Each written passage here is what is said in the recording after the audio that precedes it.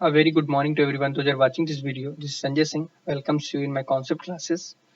My dear friends, जैसा कि हमने पिछले लेक्चर में बहुत चीजें डिस्कस करी हैं हमारे रिलेटेड टू स्टडी से, आज जो हम बात करने वाले हैं जो लेफ्ट यानी कि हमारे स्टेट्स हैं यूनियन एंड टेरिटरीज में।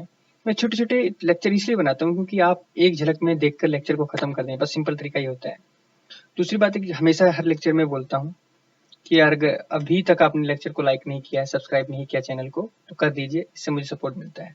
चलिए बात करते हैं जो स्टेट है हमारे मिजोरम, अरुणाचल प्रदेश, गोवा। ठीक है, तो 1987 में यानी कि एक नए यानी 3 नए स्टेट बनाए गए। पहला था हमारा मिजोरम, दूसरा अरुणाचल प्रदेश और तीसरा गोवा। ये कब आए? ये जो स्टेट नंबर थे 23rd, 24th एंड 25th। ठीक है, यानी कि 23वां, 24वां और 25वां स्टेट निकल कर आए थे उस वक्त, यानी कि इंडियन यूनियन में। ठीक है, उसके बाद ये देखा गया कि जो यूनियन टेरिटरी है मिजोरम, उसको ये देखा गया फुल यानी कि स्टेटस एक दिया गया। किसका लिया? फुल स्टेट का। मतलब एक होता है सब स्टेट, होता है फुल स्टेट। तो यहाँ पर जो मिजोरम था उसको फुल स्टेट का दर्जा दे दिया गया। ठीक है, और साइन किया गया ए मेमोरेंडम किनके बीच में, जो यानी कि मिजोरम पीस अकॉर्ड के नाम से जाना गया 1986 के अराउंड, बिटवीन ये यानी कि सेंट्रल गवर्नमेंट जो थी हमारी यानी कि यूनियन गवर्नमेंट उसके बीच में और मिजो नेशनल फ्रंट उसके बीच में, यानी कि एग्रीमेंट साइन किया गया कि आज से हम तुमने यानी कि पूरा राज्य का दर्जा दे दिया है और आप एक राज्य के फॉर्म में काम करेंगे तुरंत तरीके से। और उस वक्त एक चीज खत्म कर दी वहां पर, जो यानी इंसर्जेंसी यानी कि टू डिकेड ओल्ड इंसर्जेंसी जो चल रही थी उसका यानी कि अंत किया है। इस डिमांड जो उठा रहे थे इतने साल से, उस डिमांड को पूरा किया और यानी कि इस विवाद को खत्म कर दिया। उसके बाद बात आती है अरुणाचल प्रदेश की। तो अरुणाचल प्रदेश जो है वो यानी कि एक यूनियन टेरिटरी यानी कि 1972 के दौरान देखा गया। ठीक है, बना। ठीक है, जो उसके बाद जो यानी कि गोवा आता है, गोवा को कैसे स्टेट का दर्जा दिया गया? पहले की यूनियन टेरिटरी थी जिसकी मैंने बात करी थी, जिस टेरिटरी को गोवा एंड दमन दीव के नाम से जाना जाता था, उसमें से गोवा का जो सेपरेट पोर्शन था उसको निकाला गया, एक स्टेट का दर्जा दे दिया गया, दमन दीव को एक यानी कि यूनियन टेरिटरी बना दिया गया। उसके बाद आती है छत्तीसगढ़, उत्तराखंड एंड यानी कि झारखंड के बारे में। तो छत्तीसगढ़ की बात करिए 2000 यानी कि 2000 में एक संशोधन आया, उसमें यानी कि 3 स्टेट और बनाए गए।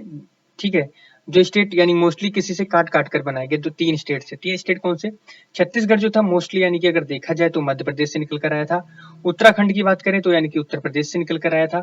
और झारखंड की बात करें तो ये बिहार से निकल कर आया था। ठीक है, और ये स्टेट जो थे यानी कि 25 तक तो हमने देख लिया कि वो पिछली स्लाइड में कवर हो गए थे। ये जो स्टेट है यानी कि 26वां, 27वां और 28वां स्टेट यानी कि इंडियन यूनियन में जुड़ गए थे इस नाम से। बाद में क्या हुआ? तेलंगाना 2014 में एक यानी कि एक रिफॉर्म आया। ठीक है, उसमें यानी कि ये देखा गया कि जो यूनियन गवर्नमेंट है डिमांड पूरी करना चाहती थी जो तेलंगाना स्टेट की मांग कर रहे थे बहुत दिनों से।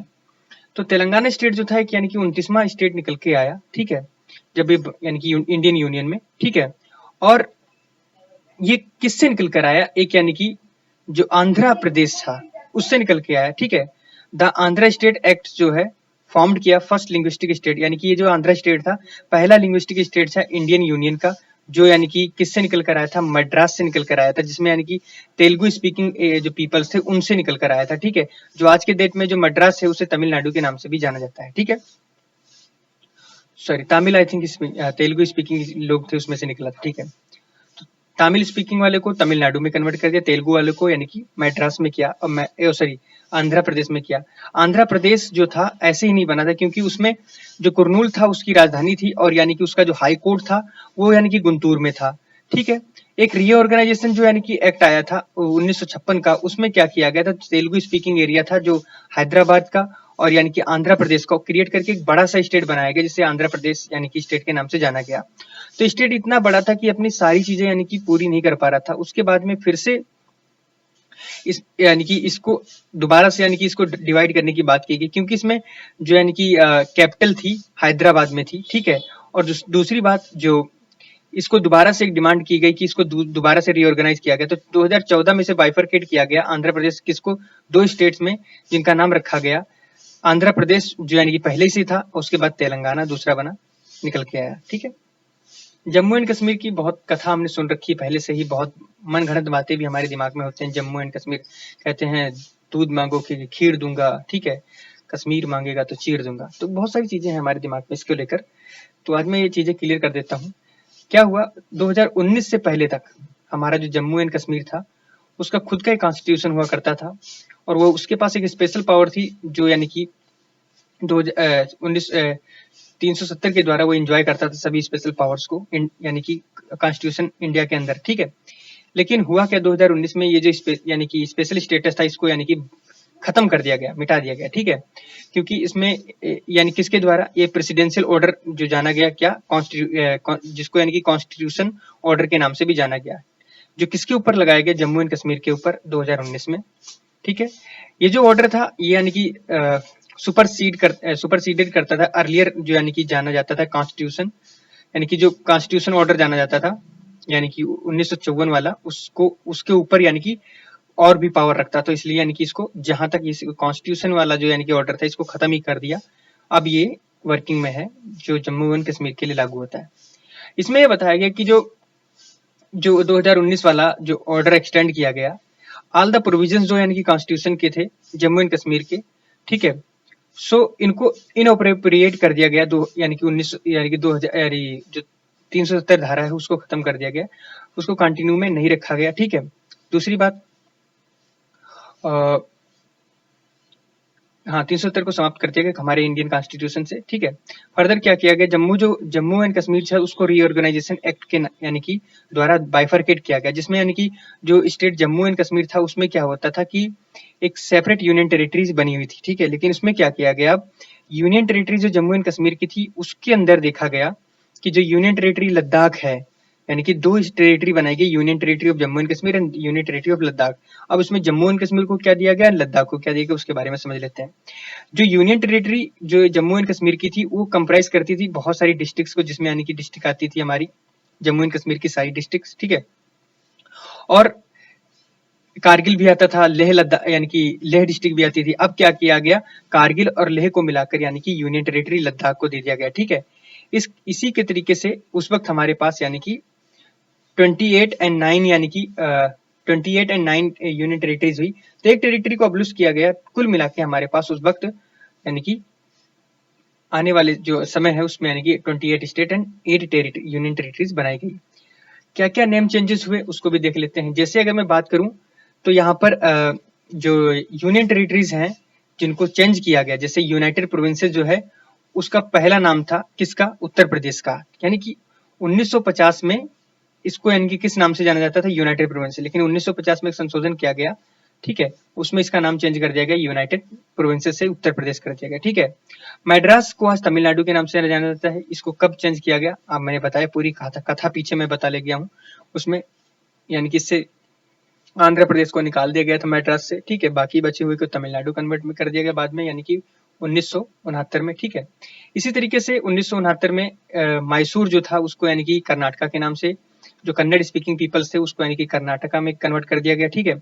इसी तरीके से जो लेकाडू मिनिकॉय एमएनडीबी आइलैंड जो है उसको यानी कि लक्षद्वीप के नाम से बना दिया गया, एक यूनियन टेरिटरी। 1992 में ये देखा गया कि जो यूनियन टेरिटरी है ऑफ दिल्ली की, उसको रीऑर्गेनाइज करके national capital territory of Delhi इस नाम से जाना गया, ठीक है। इसमें क्या था, without being conferred the status of the full fledge state, यानी कि पूर्ण राज्य का दर्जा नहीं दिया गया, ठीक है। 22 यानी कि जो एक कॉन्स्टिट्यूशनल अमेंडमेंट आया किसके द्वारा, 69वीं कॉन्स्टिट्यूशनल अमेंडमेंट एक्ट के द्वारा जो 1991 में आया था, सारी का घटना तब हुई दिल्ली के लिए, ठीक है।